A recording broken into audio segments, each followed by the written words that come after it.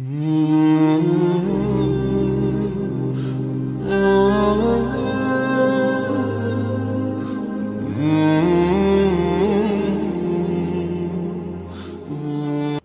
باللہ من الشیطان الرجیم بسم اللہ الرحمن الرحیم الحمدللہ رب العالمین والصلاة والسلام علی محمد وآلہ الطاہرین ولعنۃ اللہ علی اعدائہم اجمعین۔ آیت اللہ العظمی سماحت السید صادق الحسین شیرازی حفظہ اللہ نے تقوی الہی کے اقدامات کی طرف اشارہ کیا ہے، اور اس سلسلے میں اس آیہ الہی کی قرآن کو اس آیت کی تلاوت فرمائے کہ فاتقوا اللہ ما استطعتم، جتنا تم سے ہو سکے اللہ سے تقوی اختیار کرو۔ پہلے تو ہم یہ دیکھنا ہے کہ تقوی کہتے کسے ہیں۔ تقوی کے جو اردو ترجمہ کیا ہے پرہیزگاری، پرہیزگاری یعنی بہت ساری چیزوں سے بچنا اور محفوظ رہنا۔ اور تقوی کا ایک اور معنی جو اصل جو آیا ہے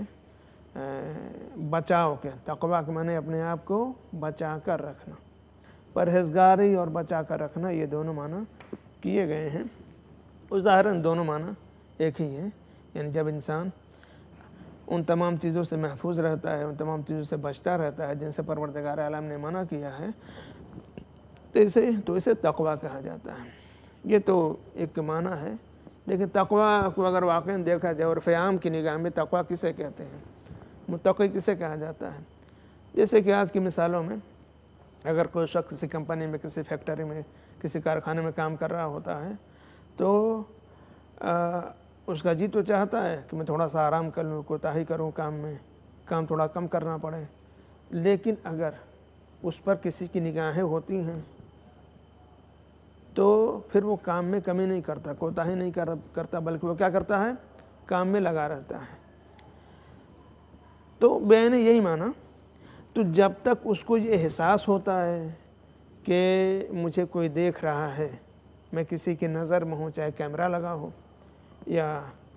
ہوٹل یا وہاں کے مالک نے، جو ہوٹل ہو یا کارخانہ ہو، وہاں کے مالک نے کسی کو بٹھا رکھا ہو کسی بلند مقام کے اوپر جو سب کے اوپر نظر رکھ رہا ہے، تو پھر ظاہر سے بات ہے کام کرنے والے تو پھر اس میں کوتاہی نہیں کریں گے، مزدور جو کام کرنے والے اس میں کمی نہیں کریں گے، بلکہ وہ کوشش یہ کریں گے کہ زیادہ سے زیادہ کام کریں تاکہ مالک کی نظر میں اور جو مینیجر ہے، جو دیکھ بھال کر رہا ہے، جو دیکھ رہا ہے، جس کی نگاہ سب کے اوپر، ان کی نظر میں زیادہ سے زیادہ اچھا بن سکے اور اس کا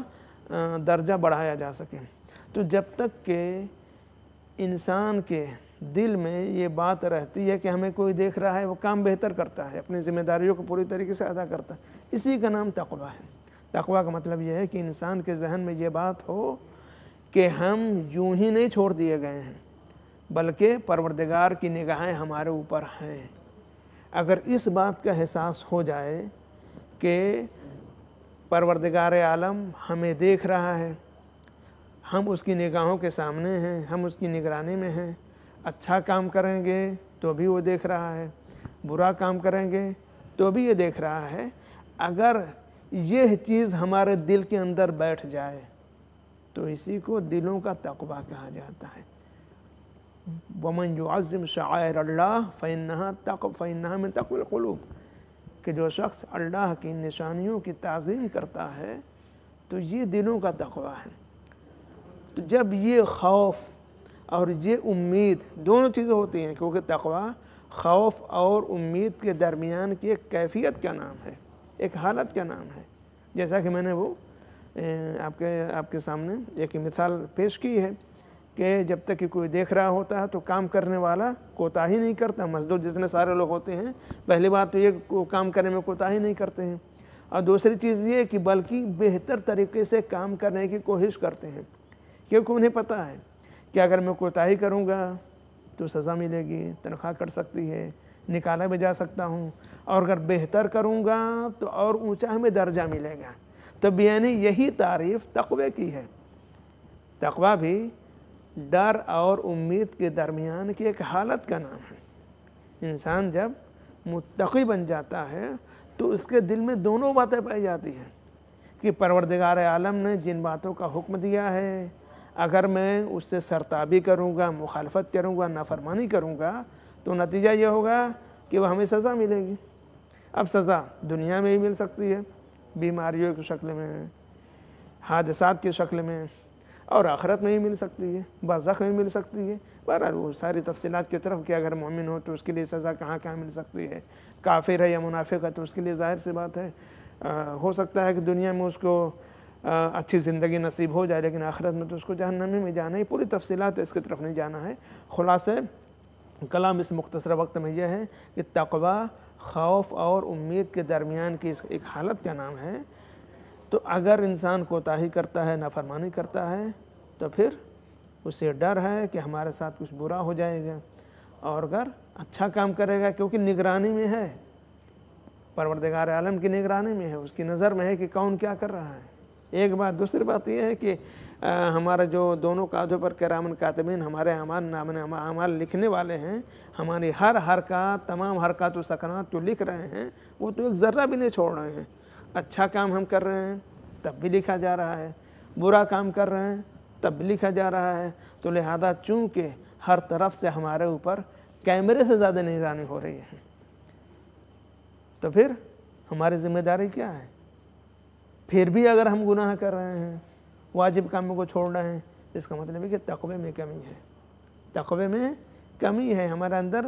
تقوی اس درجے تک نہیں پہنچ سکا ہے، یا اس شخص کے اندر جو گناہ کے کام میں انجام دے رہا ہے، واجب کام کو چھوڑ رہا ہے، اس کے اندر تقوی کی کمی ہے۔ تقوی کی کمی ہے کیا مطلب؟ یعنی اس کے ذہن میں یہ بات ہے کہ دیکھنے والا کون ہے،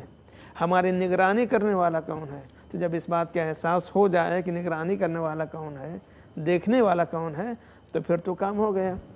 پھر وہ گناہ کے کام میں انجام دے گا، حرام کام کے میں انجام دے گا، واجبات کی پابندی بھی نہیں کرے گا۔ اچھا یہ بھی ایک چیز ہے، یہ میں یہ نہیں کہہ رہا ہوں کہ بالکل ہی اگر کسی کے اندر تقوی نہیں ہے یا یہ اس طرح کے تقوی کے بھی درجات ہوتے ہیں۔ بہت سارے لوگ ہوتے ہیں جو اچھے کام کرتے ہیں، برے کام بھی کرتے ہیں۔ تو کیا ہم نے اگر کسی کے اندر کوئی برا کام ہوتے ہوئے دیکھا کسی کی زندگی میں، تو ہم سیدھے سے یہ فیصلہ کر دیں کہ وہ متقی نہیں ہے، پرہیزگار نہیں ہے، جہنمی ہے؟ نہیں، ہر چیز کے درجات ہوتے ہیں۔ جس کا ایمان جتنا کم ہوتا ہے اس اعتبار سے وہ اچھے کام انجام دیتا ہے اور برے کاموں سے محفوظ رہتا ہے۔ لیکن جس کا ایمان جتنا زیادہ بلند ہوتا ہے، اب جناب سلمان فارسی ایمان کے 10ویں درجے پر پہنچے ہوئے ہیں، جناب ابو ذر غفاری ایمان کے 9ویں درجے پر پہنچے ہوئے ہیں، تو لہذا اس اعتبار سے ان کا کردار، اس کا عمل ہوتا ہے۔ تو جو ایمان کے جتنے بلند درجے پر ہوگا، اس کی زندگی میں اللہ کے احکام کی پابندیاں اتنی ہی زیادہ ہوں گی، اور جو ایمان کے جتنے کم درجے پر ہوگا تو اس کے اندر تقوی اتنا ہی کم پایا جائے گا، اور اسی اعتبار سے اس کے اعمال اس کی زندگی میں ظاہر ہوں گے، اچھے و برے۔ والحمدللہ رب العالمین، وصلی اللہ علی محمد وآلہ الطاہرین۔